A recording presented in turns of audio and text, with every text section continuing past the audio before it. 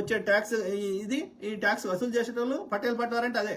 లేదు అంటే ఈ భూ రికార్డులు మెయింటైన్, ఇప్పటిలెక్క లేదు కదా, అన్ని కాగితం మీద రాష్ట్రాలు కదా. సో ఈ భూ రికార్డులు మెయింటైన్ చేసేటోళ్ళు వీళ్ళిద్దరు కలిసి ఈ భూమిని వాళ్ళే మింగేసారు.